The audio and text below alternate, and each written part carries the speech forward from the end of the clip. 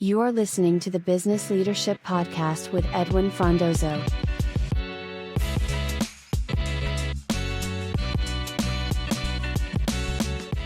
Today's guest is on a mission to make AI sound less like a machine and more like us. Mohan Gulati is the CEO and co-founder of Thinker AI, a company building natural-sounding voice AI that helps businesses connect with customers like real people, anytime, anywhere. From booking meetings to qualifying leads while you sleep, Mohan is redefining what it means for AI to actually serve both businesses and users.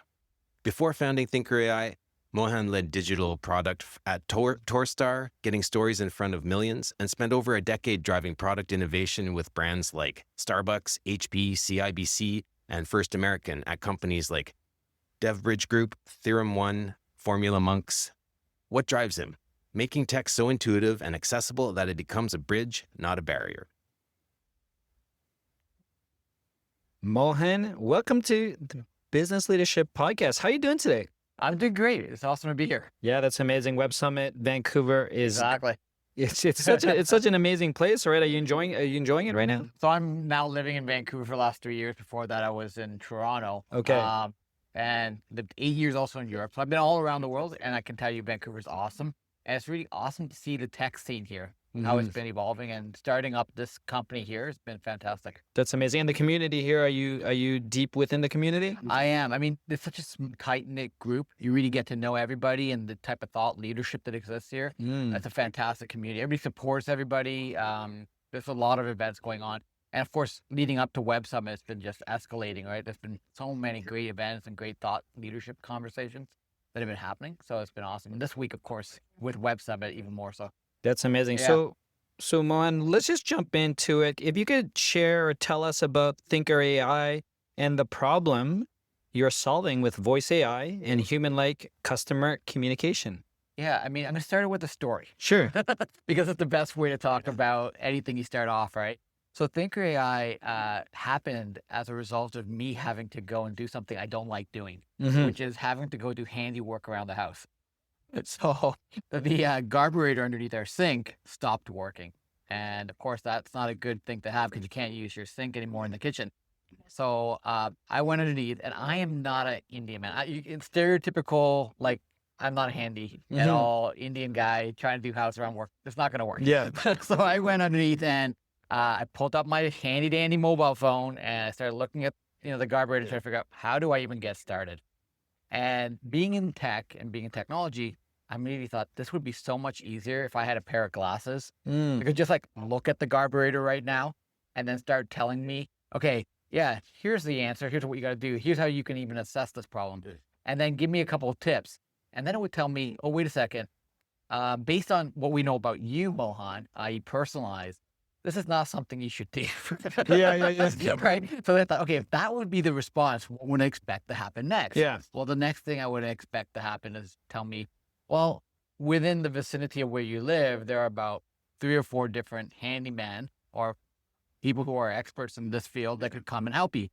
And I go, great. That's what I would love to see. Yeah. And then I was like, who could come there?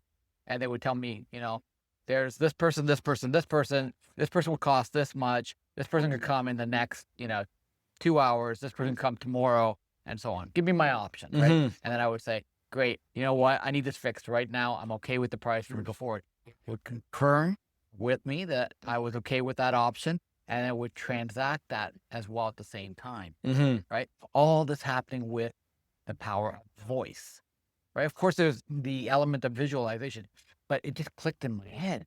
This is all happening through the power of voice. And these type of micro moments are going to happen in everybody's household. And even furthermore, it's going to happen more in people's businesses, right? And this was like the premise of where I started saying, I want to validate this idea. I wanted to take this idea, and I immediately started to look at how can I create a quick proof of concept, the POC, right?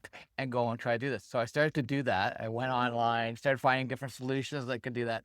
And I built something very, very quickly that could just act like a receptionist, basically, right? Call into it, and could it answer a few simple questions about the business and tell me the hours of operations, things that are pretty factual about any kind of business that you're going to have out there. And I started sharing that with people, and they were like, this sounds really good. a little bit robotic still, but okay, but this is like October 2023, tech is just getting started. This is a brand new scene. And I thought to myself, this is it. This is what I want to do. And my background being in 25 years in technology, I was in those, C-suite rooms of the Starbucks, the HPs, the First Americans, and they all had heard about ChatGPT. In fact, they were frantic about it. They're like, what do? We don't know what to do with this technology. Like, out of nowhere it came. Everybody knew about AI, machine learning, but that wasn't the thing. But now that all of a sudden LLMs came out and they could see what the magnitude of that was, they just were lost. They didn't know where to start. So a lot of the conversations in the boardroom were like, how do we get started? So I knew two things. One is that voice was the solution and that businesses needed a way to get started. And if we were going to do that, it had to be extremely simple for them to get started. So those became the two problems that I wanted to solve. I wanted to solve the problem of how can businesses get started with this type of technology, and then how can I use voice AI as that medium, right? Now, that's where I started, but there's a whole roadmap of what we want to do. Yeah. That's amazing. I mean, I love how you came from the story with your personal problem and, given your background and how you're interfacing it. I'm curious, we are at Web Summit Vancouver. Yeah. AI is a hot topic here. Huge. Yeah. I'm curious, given the framing of the problem you're solving, and the technologies you're leveraging, what's your unique point of view when it comes to, solving and, what's that point of view you bring to this problem? I think it starts actually with what I said in the story, is like simplifying the experiences for any business to use, right? When you talk to the users, one of the most common challenges they have is they're just intimidated by this technology. I can go and use ChatGPT and write a few things, but how do I connect that to my calendar? How do I get this to be on my business? How do I connect it to my phone number? How do I do all these things that I do today? And that's the unique value proposition that we're bringing. We've built a platform that is truly, first of all, beautiful to use, right? It's simple. We've made it like in a matter of a few clicks that you can do that. We noticed that a lot of the same problems that we're solving for businesses are common across multiple niches. So we call these like frameworks or scenarios or use cases, whatever you want. And we've made that for both outbound and inbound, right? So everybody wants a receptionist, somebody that can answer your phone calls 24 hours, 7 days, 365 days a year. It doesn't matter how large your business is. Like you could be having a business that's $100 million and you still have capacity issues on the weekend, right? Or you have to hire staff extra, or you're working 9 to 5 because you've streamlined with AI, you can do that. So our unique value proposition is that we can make that deployed really within a matter of minutes into a business. So, I mean, the whole voice thing and that, I guess is connection or what, but why do you care? Like why do I care about voice? Exactly. I mean, again, it goes back to like storytelling, right? And I believe that voice is the most natural medium. It doesn't take effort for anybody to care. And again, going back to what I said in the beginning, 8.2 billion people in this world, 8.4 billion voice agents by the end of this year. It means that this medium is something that's going to permeate within everything. And I want to be part of that. I want to make people's lives easier to use this, right? And I've used Siri for the longest time possible. I've seen everything that comes out, and I want to be part of that story that makes it better for people. And that storytelling thing like is a really human component and voice too, right? Yeah. And so making it feel like us again, like, I mean, there's a reason you care, but how do you think that's going to really change the world as we experience it? I think it's going to take a lot of there's two things that's going to happen on this. One is it's going to change the type of conversations that we have as human beings, right? A lot of the conversations that we have at work are answering the same questions over and over again, right? Imagine I can dive into this conversation right now and you already know 90% of my conversation. Now we're talking about something that caught your interest, something that you want to know about my business that you didn't know before, because you've got all that answer just from talking to AI that knows all of the details that you don't have to train over and over again, that's available anytime. So if you want to talk and you want to prep for this interview, and you want to talk about Mohan, and you can do that at like 12 o'clock at night because that's just when you finally got some free time. Awesome. Go do that. That is changing when we're, it's like Netflix, right? When Netflix came onto the thing, you no longer had to watch a TV show from like 9 to 10 o'clock at night. You could stream it whenever you wanted to. AI is doing the same thing. You can talk to a business anytime you want to, when it's convenient to you. And then you can have those meaningful conversations because you can book in time with that person at the same time. Yeah, I really find like AI helps me get to the good stuff, like by getting past all that superfluous things. And businesses want to spend more time with customers, right? Whether you talk to a financial advisor, you talk to a real estate broker, what they value and what they remember is not the first kind of qualifying questions that I ask you. It's like, oh, it's the meaningful conversations where we're talking about your family, we're learning about what you do, why you're interested in things. That is where relationships are built, and that's what you carry forward as you start nurturing those relationships. So you think this is going to change humanity?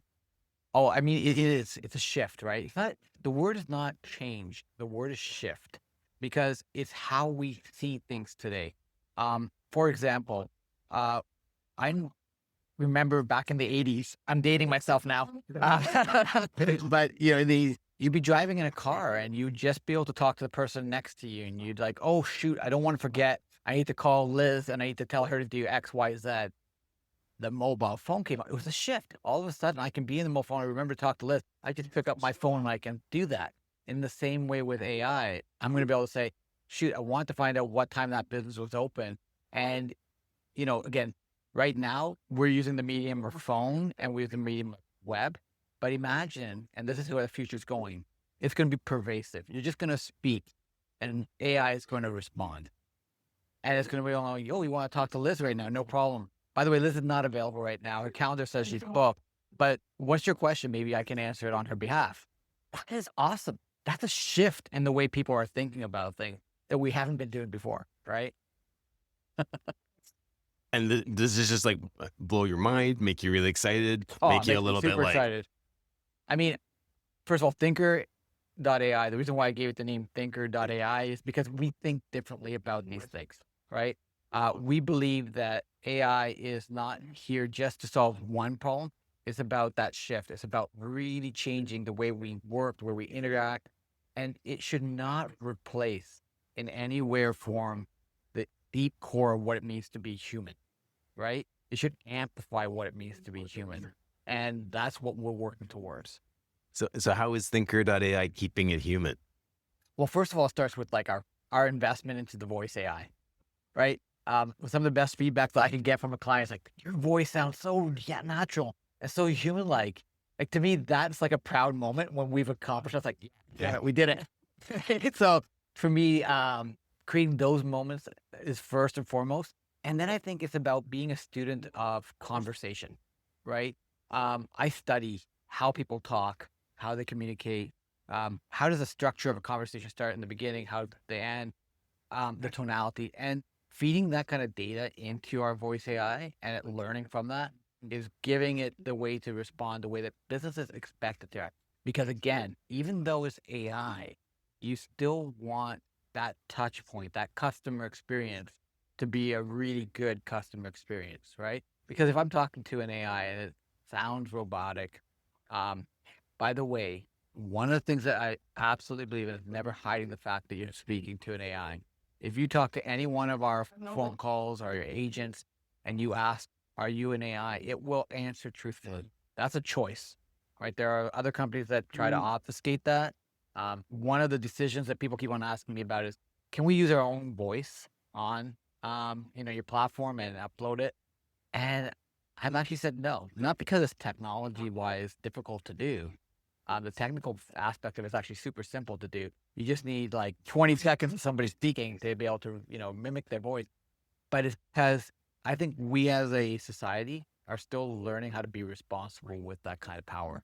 So I've made a choice, not yet. Not saying never, but not yet. Oh, I love that, and I love I just love the whole keeping it human and the storytelling aspect of things. Yeah. And I think you're just the right person to bring this. I mean, I had a great conversation yesterday with a company that they're called Fast Forest, and their entire spiel is after, you've got a forest fire, they use drone technology to plant trees into the ground. Super cool, right? And they go and approach big enterprises who use that to kind of get great PR. Awesome. Guess what you can do with voice AI? You can storytell. You can make it more human-like. So like looking at something like that and adding our technology to it. And, our newest invention is called Ava Mini. We're launching it for all businesses to try and understand what voice AI can do for them. So it goes onto your website. It's one line of code. You just go to our website, copy it for free, and you can put it onto your website, and it will give you a chance to experience what voice AI can do for you. It'll read your content on your website and answer the basic fundamentals of what you do. That's something that, whether it's using it for PR or whether that excites me, be able to do something like that. Well, I mean, you're so passionate about this, and I love the way you share it through story and in turning websites into storytelling engines. Basically, yeah. I mean, and look, every business has a story to tell. Like, it's one thing to put a little like banner, hey, we're part of this company called Fast Forest that's creating, 100,000 trees. That sounds really, really awesome, right? But then imagine you can tell the story that's associated with that. The actual place where we planted trees and what we sponsored was in Southern California. Great. And it did this and that. And then you could say, oh, does that mean you're part of that? Cool. How did this work? All of those things that you can't get from just reading that one little symbol or that little couple lines that you have on your website can now be amplified. And that storytelling will create more engagement. It'll create more brand loyalty. There's so many things and aspects that we can solve for businesses doing that. So cool. Mohan, it's been amazing conversation, and just really like hearing, what the future looks like. Yeah. Really anchored into voice. I'm very much, aligned to it. I come from the telecom background. Yep. I'm a podcaster. I study Yeah. interviewing and how people respond. So everything you're saying, I'm totally aligned. But before we let you go back to Web Summit and do things, I'd love it if you could share any final thoughts, any advice for those other entrepreneurs or even ideal customers. You can take this wherever you want to take it. Just whatever first comes to mind. I mean, I think first of all, one of the things is like we've done this we're not even a 1-year-old company. So starting a business in today's day and age is, first of all, it's moving faster than you could ever expect. Right? We're cash flow positive, completely bootstrapped. Did this in like 10 months. 20 people plus on my team. And one of the things that's really interesting about this entire experience is the grit and the mindset you need to do it, right? It's like, honestly, 5x harder than ever before because things are just moving too fast. Some of the core principles of business don't change. You need to know who's your target audience, what problem you're solving, and then be micro-focused on them. And quality is super important. Right? It's really cool to talk about AI companies. I see a lot of startups they're kind of doing their own AI company. This is a business. A business means that you're doing all of the 360-degree things that come with it. You've got to think about how to go to market, your marketing, your customer support, your follow through. If you got leads, how do you follow up on that? Right? And of course, we're using our own technology, but we're also learning, right? And I think don't be afraid to make mistakes. You're going to make mistakes, but this area, especially in voice AI, is so nascent. There are so many opportunities, and it's a huge market opportunity right now. It's just getting started. We have about 350 clients that we're working with and customers, paying customers that are working with us. And by non-paying customers, it's even more. And that's data. And I think you need to think about that as well when you're doing a business. It's like you're creating value in two different aspects. One is the product that you're providing, but then it's the data that you're collecting, and how you decide to use that is a responsibility as well. So creating a business today in this day and age is just super exciting. Yeah. I got one last question before we let you go. What are you and Thinker hoping to take away from coming to Web Summit Vancouver? I think there's a couple things. Right now we're at a very interesting place, right? One is like, we don't need investment, but we also would like to start connecting with the right kind of investors, right? So that's one thing that I'm looking to take away. We're also looking to understand different kinds of business. Like yesterday, I met Fast Forest. That relationship and that partnership that we could potentially build with them is exciting. So having more of those types of conversations in the next few days is what I'm after. And of course, there's always potential clients that are here that are frustrated actually, because a lot of those experiences haven't been human-like conversations. It's like, we tried this out. Like I hear this all the time. We tried this out like a year ago and it didn't, work for us. It was not, why didn't it work? It just sounded too robotic, or it didn't really, get us the success metrics that we needed. Okay, great. Then we sit down and say, well, what was your approach to it? How did you actually do that? And we've learned so much over the last 10 to 12 months about how to not just build voice AI agents, but how to build strategies. And that's something that we share with our clients as well and work with them. That's amazing. Mohan, I'm uber excited for you and Thinker, but thank you for joining us on the Business Leadership Podcast. It's an honor. Thank you so much.